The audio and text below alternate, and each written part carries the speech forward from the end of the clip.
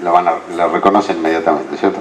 Por ejemplo, para los combustibles líquidos esto sería un 16avo. Para el metano sería un 18avo, la estequiométrica. La fracción de mezcla es esto, o sea, yo lo puedo multiplicar arriba y abajo por combustible y tener combustible sobre combustible más aire. Entonces lo que es la fracción de mezcla es la masa de combustible que hay en una cierta masa de mezcla. Esa es la definición. La masa de combustible quemado o sin quemar, porque la masa no cambia por las reacciones químicas. ¿La masa de combustible? ¿Quemado o sin quemar? Sí. Que hay en una masa de mezcla, en cierta masa de mezcla. Interesante es que, como les decía, en la solución de Burke-Schumann se demuestra que la gráfica de U sobre UC y la gráfica de F son exactamente iguales. ¿Qué es? B sobre BC sería la velocidad radial, la velocidad en la dirección perpendicular al eje, que no tiene mucho interés para nosotros, no vamos a hablar más de eso.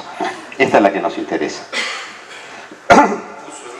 Y estos son los gráficos entonces que se obtienen de la solución de Burke-Schumann para U sobre U de chorro o F, son exactamente iguales, coinciden. Y fíjense entonces que son... Es la del chorrito de combustible. Esta U es la velocidad axial, ¿no es cierto?, en la dirección X. D es la velocidad en la dirección perpendicular al eje, que ya le digo, no tiene mucha significación.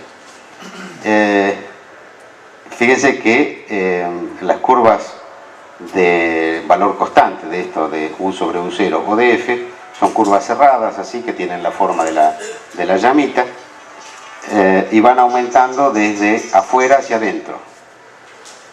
Van aumentando de afuera hacia adentro. ¿Por qué van aumentando de afuera hacia adentro? Bueno, si nos fijamos en la fracción de mezcla F, es lógico. Acá afuera no hay combustible. Y acá adentro es que el combustible es 100%, de manera que F tiene que ir aumentando de afuera hacia adentro. F es combustible sobre mezcla. Y con respecto a la velocidad axial relativa a la velocidad del chorro, también es lógico, a medida que nos apartamos hay cada vez menos velocidad axial, pero cuando venimos hacia el eje y hacia el pico, la velocidad tiene que ser igual a la velocidad del chorro, tiene que tender a 1, de manera que estas curvitas, los parámetros de estas curvas van desde 0 a 1 en el pico.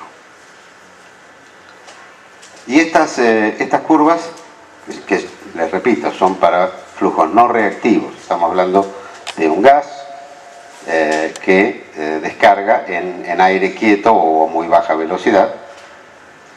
Desde ya nos sirven para unas cuantas cositas. Se encuentra, por ejemplo, que en este caso el largo del campo de flujo y de mezcla es proporcional al número de Reynolds y el ancho no. Y el largo de una curva de una fracción de mezcla cualquiera sobre el eje de simetría tiene esa expresión. Y ahora vamos a prestar un poco más de atención a eso. Entonces, decimos que el largo dividido el diámetro del chorro es 3 sobre 32 número de Reynolds sobre F. Bien, si nosotros dijimos que la llama visible, la llama, lo que nosotros llamamos llama, se produce cuando la mezcla es estequiométrica. Entonces, si yo pongo acá F estequiométrica, aquel va a ser el largo de la llama. Entonces, el largo de la llama va a ser 3 sobre 32, número de Reynolds, diámetro de chorro, sobre la fracción de mezcla estequiométrica, que sería esto calculado estequiométricamente. Para fijar ideas, en En el caso del metano, esto es 1 sobre 18 Fs, 0,055. 1 sobre 18 porque sería para el metano, el F estequiométrico es 1 sobre 1 más aire combustible estequiométrico.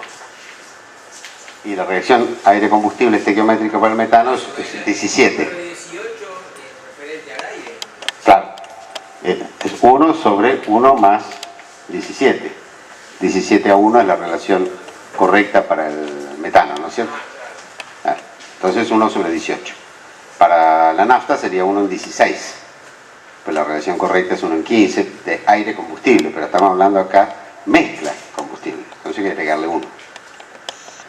Entonces decíamos, esta es la expresión para el largo de la llama. Ahora dijimos que el número de Reynolds lo definíamos como densidad por la velocidad, vamos a ponerle U de chorro, diámetro de chorro, sobre la viscosidad. Si reemplazamos el número de Reynolds acá, nos queda 3 sobre 32, densidad, velocidad de chorro, diámetro de chorro al cuadrado, diámetro del chorro por diámetro del chorro, sobre fracción de mezcla estequiométrica.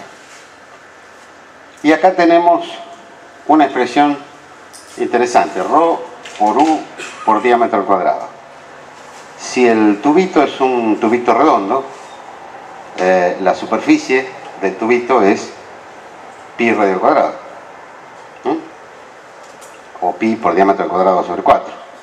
Entonces, si yo pongo un 4 y un pi acá, en vez de diámetro al cuadrado puedo poner el área.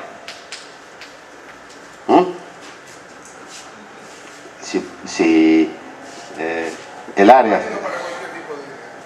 Sí, el área es pi de cuadrado sobre 4, de manera que 4 veces el área sobre pi es de cuadrado. Y ahora bien, densidad por velocidad por área es caudal másico, en los kilogramos por segundo. De manera que la longitud de la llama viene a estar dada por 3 sobre 32 caudal másico m punto sobre, o por 4 sobre pi sobre la fracción de mezcla estequiométrica. Y esto es muy interesante, quiere decir que la longitud de la llama es solamente función del caudal, con una pequeña intervención del tipo de combustible que se trata. Puede ser 1 en 18 o 1 en 16, pero este número mucho no cambia. En la longitud de la llama en función del caudal másico. Esto es interesante porque nos da una posibilidad muy grande desde el punto de vista de la ingeniería. Si yo quiero hacer una llama de difusión de una cierta potencia, voy a tener que quemar un cierto caudal de combustible por unidad de tiempo. Yo quiero quemar tantas kilocalorías por segundo, bueno, tengo que meter tanto caudal. Cuando hago la cuenta, me da que el largo de llama es monstruoso. 1 metro de largo de llama. Una vez hicimos una llama, no me acuerdo ahora, creo que eran 300 kilovatios. No, le decía una macana, 30 kilovatios. Una llama de propano de 30 kilovatios de un solo chorro. Era una llama así larga, desde el piso hasta acá, y no se podía estar a menos de 5 metros de la llama por el calor que desarrollaba, de propano. Y eso nos complica, decimos, yo no puedo hacer una caldera con una llama de 1,5 metros de alto. ¿Qué hago? Hago muchos chorritos. Si cada uno de ellos tiene la décima parte o la centésima parte del caudal, tendrá la centésima parte del largo. Y eso es entonces la razón por la cual los quemadores, por ejemplo, de los calefactores o de los quemadores industriales, son una placa con muchos orificios. ¿Por qué? Porque cada uno produce una llamita así corta, porque el largo de la llama es proporcional al caudal. No tiene relación, fíjense que no está relacionado con el tamaño del chorro.